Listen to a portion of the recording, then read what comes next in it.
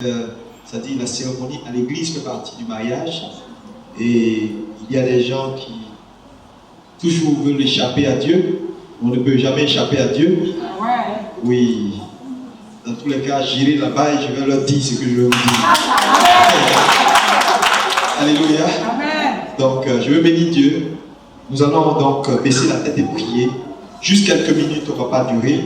Seigneur, nous voulons te dire merci pour ce moment, merci pour ta présence. Bénis ce moment et que la gloire revienne à Jésus-Christ, notre Seigneur, qui est mort et ressuscité sur la croix de Golgotha pour le rachat de l'humanité.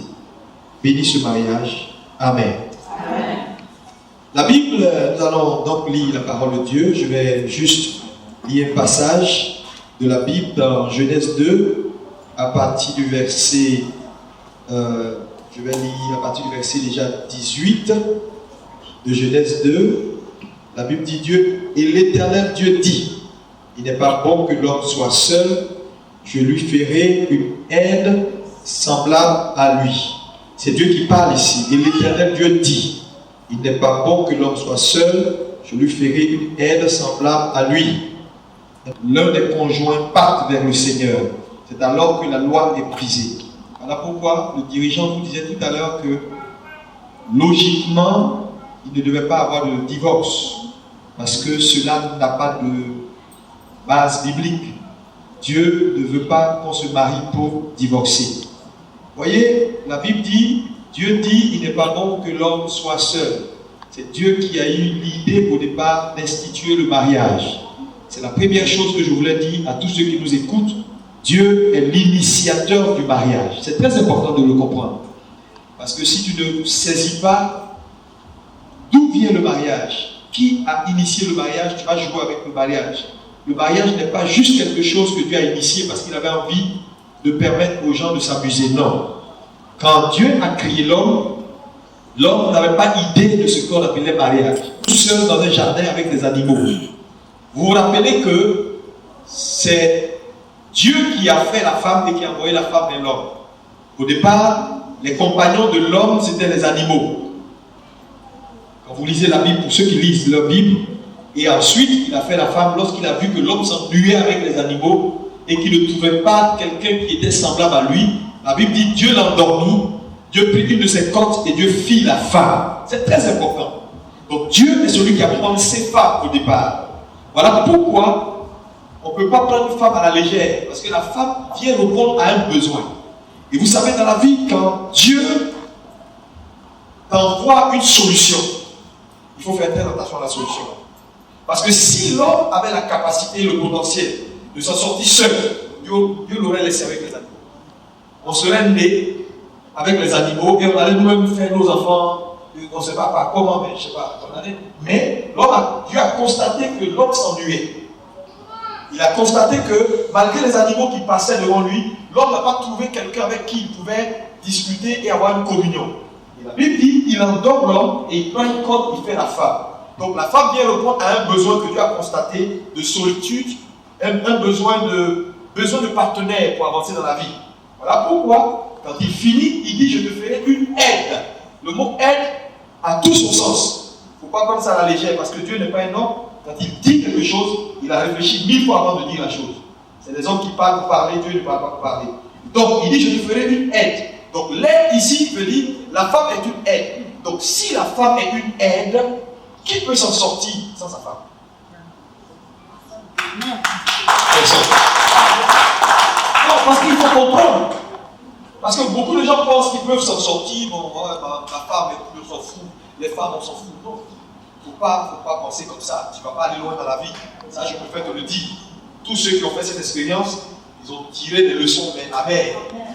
Dieu a donné aux femmes quelque chose que l'homme n'a pas. Et c'est très important à comprendre. Parce que l'homme, bien sûr, est une expression de Dieu, mais la femme également est une expression de Dieu dans le sens où l'homme n'est pas la femme n'est pas l'homme. C'est les deux ensemble qui donnent la totalité de l'expression qu'on appelle la divinité. Maintenant, la femme a reçu certaines choses que l'homme n'a pas. La sensibilité, par exemple.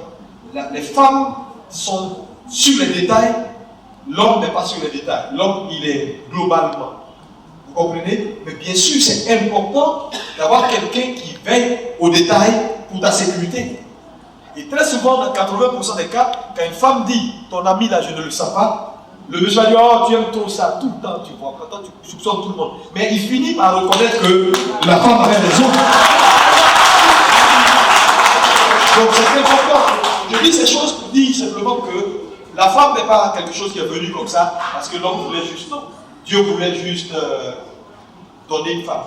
La femme est là pour une mission. C'est pourquoi on ne se marie pas avec n'importe quelle femme. En sortir. C'est important. Donc, je considère qu'il a fait le bon choix. Alléluia.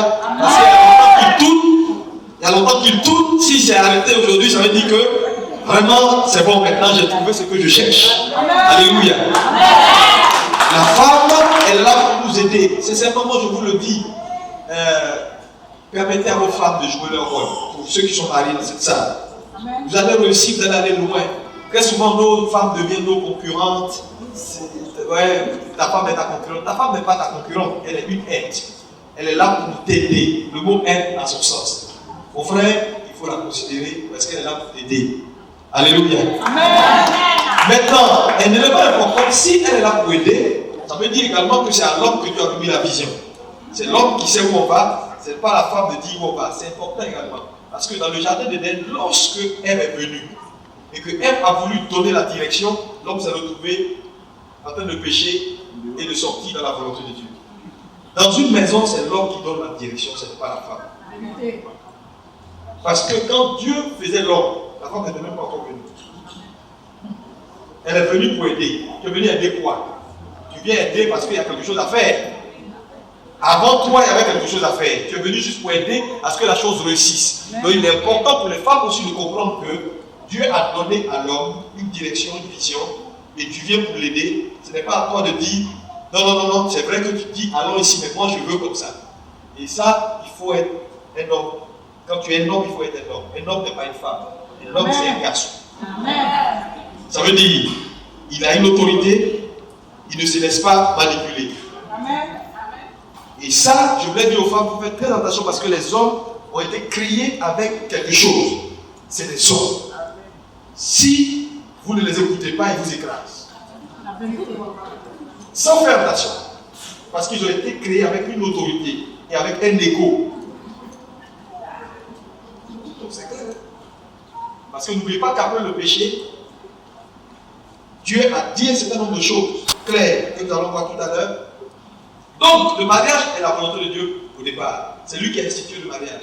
À chaque fois qu'il y a un mariage, il faut donner gloire à Dieu. Tous ceux qui se marient et qui ne donnent pas gloire à Dieu, là, c'est des ingrats.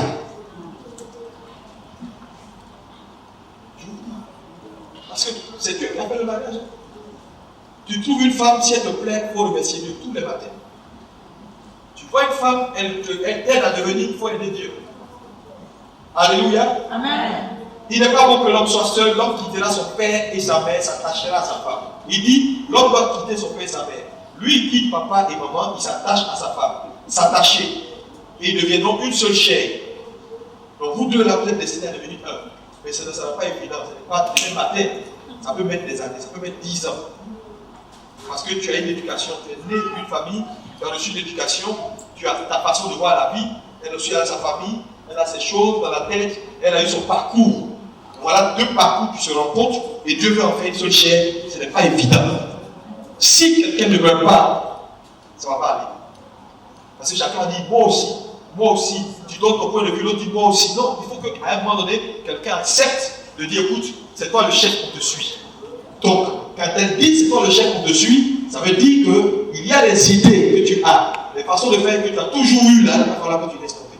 Parce que tu ne peux pas suivre quelqu'un tout en ayant toi-même ta propre vision. Vision dans vision, ça fait division.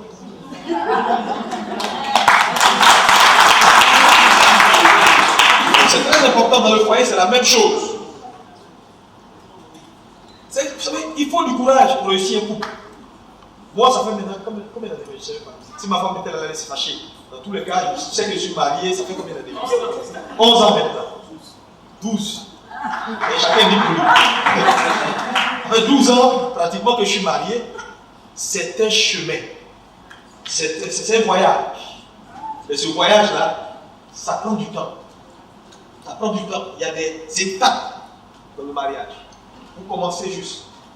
Ça va vous prendre beaucoup de temps pour devenir une seule chef, devenir complice, pour vous entendre, pour parler. Il y a des gens, ils arrivent à un point où, quand le mari regarde la femme, elle sait ce que le mari me dit. Quand la femme regarde le monsieur sait, s'il est en train de bavarder, manger n'importe quoi, quand elle regarde, il dit, ça veut dire doucement. Mais ça là, ça prend du temps pour qu'on arrive là. Il faut une acceptation mutuelle. J'espère que vous savez ce que vous êtes en train de faire. Parce que ce n'est pas un jeu. Hein. Ce n'est pas une affaire de j'ai froid la nuit, je cherche quelqu'un pour venir dormir avec moi. Ce n'est pas ça. C'est ça là. Dans 2 jours, vous êtes fatigué et la vie continue. Mais le mariage est pour un but, accomplir sa destinée. Il y a une destinée que Dieu peut accomplir sur terre. Il y a des gens qui ont vu leur vie se raccourcir parce qu'ils ont marié la mauvaise personne, tout simplement. Mais s'ils avaient marié la bonne personne, ils seraient en vie jusqu'aujourd'hui. Est-ce que vous savez que par exemple, il y a l'histoire d'un monsieur par exemple qui a dit à sa femme simplement allons, faisons ce voyage. La femme dit non, moi je n'ai pas envie de voyager. Il dit c'est moi le chef, faisons le voyage. Ils sont partis, ils ne sont plus jamais revenus. Mais elle est partie avec lui. Ils ont fait le voyage, accident, ils sont tous deux partis. Pourquoi? Elle a marié quelqu'un qui ne consulte pas Dieu, qui se lève comme ça, il a envie de voyager, il voyage, il ne prie pas, il n'a pas la crainte de Dieu. Donc quand tu te maries avec quelqu'un, c'est ta destinée qui est engagée. C'est sérieux. Si c'est un voyou, un gars, il est prudent, qui vit n'importe quoi, il va aller prendre maladie dehors, il va venir le soir, comme si rien n'était. Putain, il est allé chercher femme dehors, il va venir le soir, te communiquer la maladie dans la bouche. Tu es là, tu ne te sens pas bien. Le monsieur t'a contaminé avec quoi? Son inconscience qu'il allait prendre ça dehors. C'est vice-versa. Ça peut être une femme aussi inconsciente. Donc, il faut faire très attention. C'est pourquoi, à un moment donné, si ton mari commence à faire des choses, tu constates que c'est un homme qui ne reste pas tranquille, tu le mets sous embargo. Jusqu'à ce que tu sois sûr. C'est ta vie. Moi je vous dis, tu sais, si tu as envie de mourir, il faut aller mourir. On est venu en détail, on va repartir en détail. Le gars, il se promène là à gauche, à droite, dans les femmes, tu sais, et puis il vient, il crie sur toi, tu dis c'est pas grave. Frère, et s'il allait prendre quelque chose? Comment? On lui dit, c'est ta vie. Tu vas raccourcir ta vie, pourquoi? À cause de quoi? Quand tu naissais, il n'était pas là. Quand il naissait, tu n'étais pas là. Dieu vous a mis ensemble, ce n'est pas pour qu'il te tue. On dit le pasteur là, il est dur, hein? Et c'est ça la vie. Donc, mon ami, c'est sérieux. Il faut prendre au sérieux votre mariage. Dieu vous a mis ensemble. Vous savez que d'être de l'église, vous savez les conseils qu'on vous donne tout le temps. La seule chose que je vous souhaite, c'est le bonheur. Que Dieu vous bénisse. Il dit, Marie, aimez vos femmes. Il faut aimer ta femme. J'espère que tu l'aimes. Sérieusement, il faut l'aimer. Madame aussi, il faut aimer ton mari. Un mari, là, quand on l'a choisi, on l'a choisi. On n'a plus honte de lui. Il est comment honte ton mari. Ta femme, tu l'as choisi, tu n'as plus honte d'elle. Comment honte ta femme. Chacun doit aimer son prochain. Et l'amour, ce sont des actes. Ce n'est pas un bavardage. Il faut vous aimer. Et l'amour dont on parle ici, là, ce n'est pas l'amour philéo, c'est l'amour agapé. Cet amour divin, cet amour qui est inconditionnel. Cet amour qui ne dit pas, si tu fais pour moi, c'est là que je ferai. Non, c'est l'amour qui est consacré pour le bonheur de l'autre. Et là où, pourquoi il y a beaucoup de divorces? C'est ça en fait. Parce que tu ne m'as pas fait ça, je ne fais pas. Si tu me donnes ça, les amours qui sont conditionnés finissent toujours mal. J'ai marié cet homme parce que, s'il y a un parce que à ton amour, le jour où le parce que n'est plus là, l'amour disparaît. Je l'ai marié parce qu'il est riche. Et le jour où il devient pauvre. Je l'ai mariée parce qu'elle est belle. Elle ne va pas rester mince comme ça. Avec la grossesse, ça va gonfler ici, gonfler là. Tu ne vas plus l'aimer alors. Ah, donc il faut aimer. C'est pourquoi, quand vous lisez la Bible, vous allez voir qu'en réalité, le mariage, ce n'est pas le corps, c'est les esprits qui se lient. C'est pourquoi la Bible dit, lorsque tu se fait sa main s'attachera à sa femme, c'est deux esprits qui se lient. Voilà pourquoi quelqu'un qui n'a pas la même vision et la même profession de foi que toi, tu peux pas te lier à la personne parce qu'il y aura incompatibilité. C'est des esprits qui se lient. Donc c'est plus fort que le corps. Sinon le corps, là, il se dégrade. Il se dégrade. Donc tu vois un monsieur, il a marié une jeune fille, il met Smith. Dès qu'elle commence à faire des enfants, il a horreur, il ne la supporte plus. Elle a grossi, lui il aime les femmes minces, et puis il est là, et puis il sort, il cherche maintenant quelqu'un qui répond à ses critères dehors, et puis il s'attache. Parce qu'au départ, ce qu'il a attiré, ce n'est pas c'est le physique. Si tes yeux t'attirent, c'est dangereux. Parce que les hommes changent. Les hommes changent. Il faut aimer la personne. Aimez-vous. Et que votre amour soit basé sur Christ. Sur rien d'autre. Les années passeront, l'amour va demeurer. Et si c'est comme le gars, il a un peu d'argent, il est beau, les trucs, des cris. Frère, les choses, la vie est bizarre. Alléluia. Amen. Aime ta femme. Les hommes ont toujours des problèmes pour aimer les femmes. Pour aimer ta femme. Les femmes n'ont pas de grand problème pour aimer. La preuve, tu vas prendre n'importe quel homme dans le monde. Petit, grand, mince, tordu, il y a sa bordure. Non, écoutez, quand vous voyez les femmes marier certains hommes, vous ne pouvez que encourager les femmes et les féliciter. Mais les hommes, ils crient. Quand c'est lui qui doit décider, il va crier. Mais quand c'est la femme, prends-moi tel que je suis. Alléluia. Donc, il faut aimer ta femme. Amen. Madame, il faut être soumise à ton mari, il faut l'écouter, il faut le soumettre. Vous savez, il y a un gros problème qu'on a aujourd'hui en Afrique et dans le monde en général, surtout en Europe, c'est l'émancipation. Le mot émancipation fatigue les gens.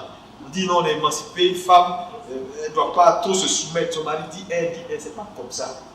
L'émancipation, ce n'est pas aller vers le mal, c'est retourner vers Dieu. La vraie émancipation, c'est ça, parce qu'il est le créateur au commencement. Donc, il faut être soumis. La soumission n'est pas de l'esclavage. La soumission, c'est de la sagesse. Je le dis toujours, c'est de la sagesse. Une femme qui est soumise, c'est une femme qui est sage. Parce qu'en réalité, pourquoi Dieu a donné la soumission à la femme? C'est pour que la femme ait le contrôle de la maison. Parce que Dieu ne veut pas que l'homme ait le contrôle, mais il veut que la femme ait le contrôle. Mais aucune personne, aucune femme ne peut avoir le contrôle de sa maison s'il est soumise à son mari. Un homme, quand tu es soumis à un homme, il touche son cœur. Attendez, les maîtresses qu'on voyait des gens dehors, souvent elles ne sont même pas plus belles que la femme du monsieur à la maison. Hein? Non! Toutes les jeunes filles là, c'est vous, on parle de maîtresse au matin. Venez me ici. Hé, ici. Aujourd'hui, tu vas entendre, tu vas changer. Vous comprenez ce que je dis? Elles ne sont même pas plus belles que la femme qui est à la maison. Mais le monsieur coupe pour aller là-bas, pourquoi? La femme, elle enlève sa chaussure. Chérie, tu veux quoi? Du café? Chérie, tu veux quoi? Même quand il raconte sa vie, elle écoute. Le gars, il dit que beau. Le gars, il sait qu'il a un problème. Il dit non, ton nez est mince. Et puis le gars, il dit. Ouais, et il est toujours dehors. Mais toi, on arrive à la maison, monsieur veut manger. Il dit, où est ma nourriture? Céline, va donner la nourriture à tonton. Il est venu. Tu ne l'accueilles pas. C'est les servants qui font tout pour lui. Il mange, il est seul, il a ses soucis. Tu n'as pas regardé la télévision. Le gars il est là, il veut parler à quelqu'un, il veut raconter sa vie du boulot. Quelqu'un l'a doublé, il ne sait même pas à qui parler. Quand il dit, ah non, mais il faut manger. Qu'est-ce que tu veux encore? Je crois que s'il n'y a pas d'attention, l'homme à un moment donné, je vous dis, l'homme, vous voyez, quelle que soit la hauteur d'un homme, le pouvoir qu'un homme a, il reste toujours un enfant. Quelqu'un qui veut qu'on le dorlote, quelqu'un qui veut qu'on lui parle doucement. C'est sérieux. Si une femme a compris ça, elle va prendre le cœur de l'homme là. Et celles qui sont dehors là, c'est ce qu'elles cultivent. On les appelle les femmes étranges. C'est ce qu'elles cultivent. Et elles vont prendre le cœur de ton mari. Après tu as commencé à pleurer. Prière ici. Mon mari n'entre pas. Il rentre à 4h du matin. Il ne fait pas ça. Toi-même, il faut t'analyser. Tu peux le faire.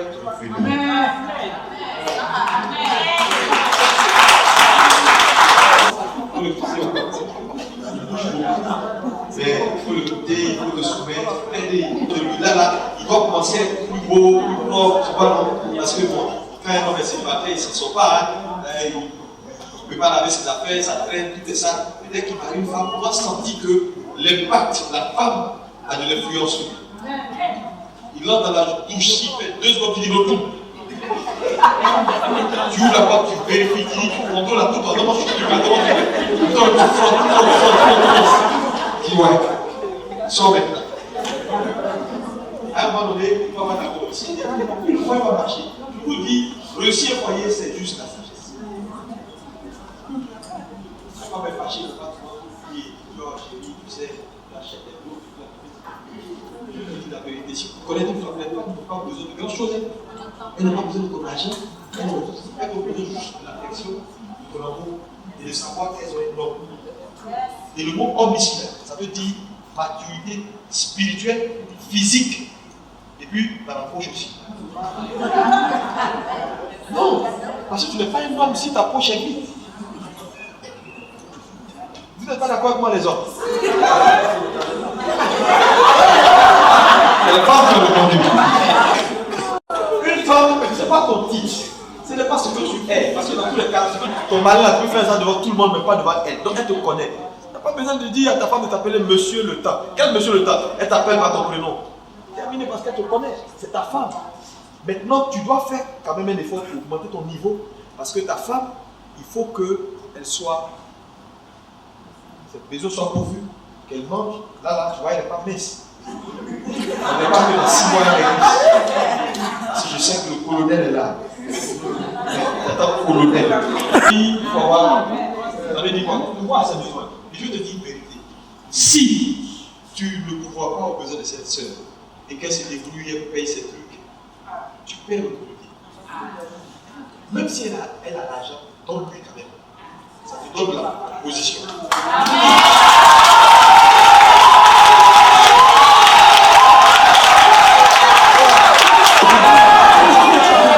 Alléluia. Que Dieu vous bénisse. Vous allez réussir votre mariage. Je serai avec vous.